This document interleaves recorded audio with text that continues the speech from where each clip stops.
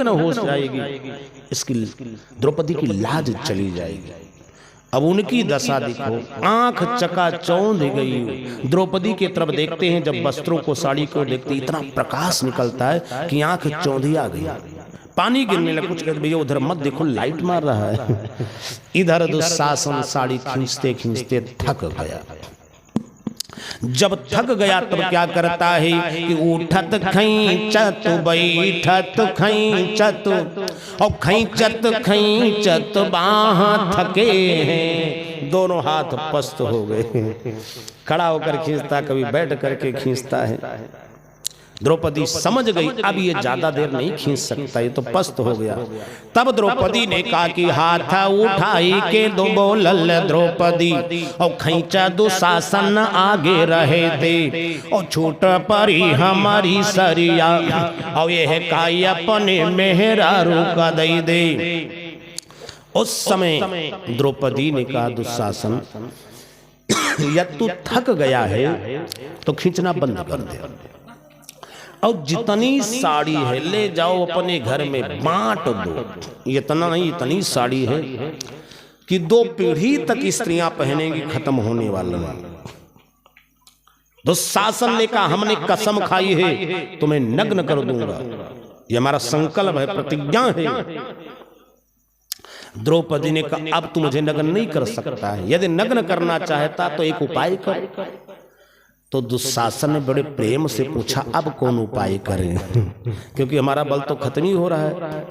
तब द्रौपदी ने ललकार दिया कि कौन संकोचा न दानन से और अब वो बात परे पर बात कहे दे और तोरे बले न घटई सरिया, तुम्हारे बल से हमारी साड़ी नहीं खत्म होने वाली है। दुशासन ने कहा हम खत्म ही कर देंगे। द्रौपदी ने कहा तू नहीं कसम कर सकता, एक उपाय कर तो हो सकता है। बोले क्या करें? कहा जाकर के एक आदमी को और बुला लो। बोले किसको? तब द्रौपदी ने व्यंग कर दिया कि तोरे बले न घटई सरिया और अपने बपवाई अंधरा का पठई दे। बोले द्वारिकाधीश भगवान की जय हो। जैसे कहा सूरदास जी को भेज दो धृतराष्ट्र को, वो भी खींच करके देख लें। जैसे इतना कहा थका था, मूर्छित होकर के गिर गया। कवियों का भाव है कौरव भाई दौड़े पानी लेकर मुंह धोते हैं, हाहाकार मचा। द्रौपदी वस्त्रों को समेट करके राजभवन से बाहर चली गईं। देवता फूल बरसाने लगे, चारों तरफ जय जयकार। बोली द्वारिकाधीश भगवान की जय हो। किसी कवि ने बड़ा सुंदर लिखा कि काह करे बैरी प्रबल और जो सहाय जदुबीर और 10,000 गज बल घट्यो लेकिन घट्यो न 10 गज चीर। 10,000 हाथी का बल खत्म हो गया लेकिन 10 हाथ की साड़ी नहीं खत्म हुई। भगवान रक्षा करते। कवि ने बड़ा अच्छा लिखा कि जाय को राखे साइया और मारी सके नहीं कोय और बाल नबा का करी सके कि जो जग बैरी होए। बोले द्वारिकाधीश भगवान की जय हो। भगवान ने द्रौपदी की रक्षा की। भाई ये कथा तो बहुत पुरानी हो गई। द्वापर की ये कथा थी कि भगवान ने द्रौपदी की रक्षा की।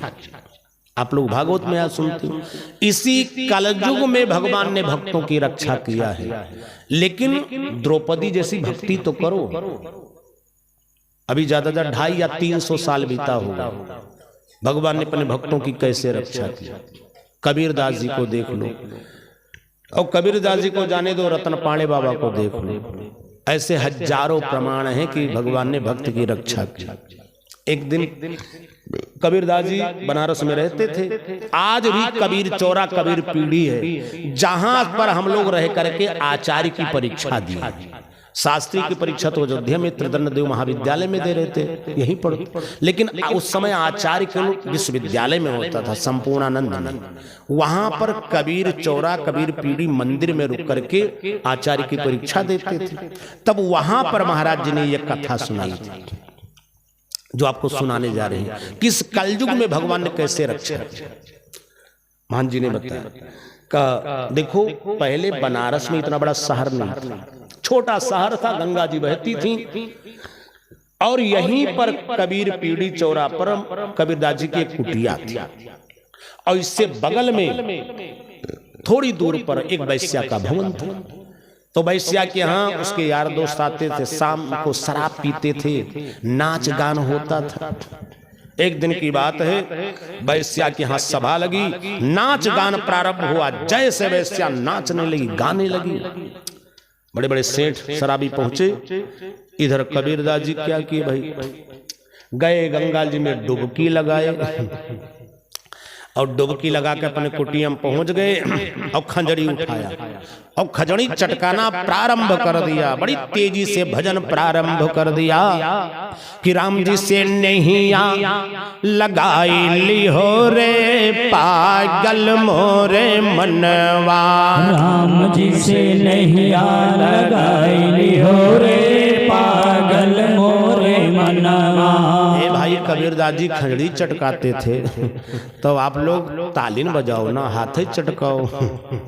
सब लोग राम जी से नैया लगाई ली हो रे पागल मोरे मनवा, राम जी से नैया लगाई ली हो रे पागल मोरे मनवा, पागल मोरे मनवा, पागल मोरे मनवा, पागल मोरे मनवा, पागल मोरे मनवा।